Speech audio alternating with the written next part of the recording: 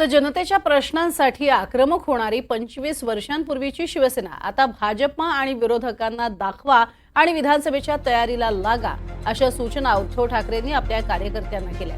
उद्धव ठाकरेंनी राज्यभरातील 288 विधानसभा संपर्क प्रमुखांची बैठक बोलावली होती। यामध्ये प्रामुख्याने संपर्क प्रमुखांकडून विधानसभा निहाय उद्धव ठाकरे यांनी माहिती घेतली। येत्या आठवड्याभरात या सर्व विधानसभा संपर्क प्रमुखांना आपापल्या विधानसभेतील अहवाल सादर करण्याच्या सूचना उद्धव ठाकरेंनी दिल्या।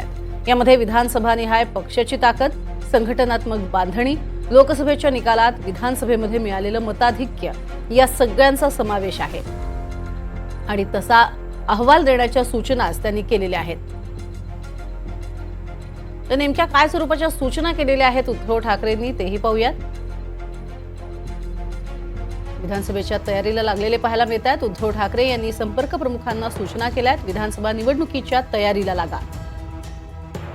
जनतेच्या प्रश्नासाठी आक्रमक होणारी 25 वर्षांपूर्वीची शिवसेना विरोधकांना दाखवा।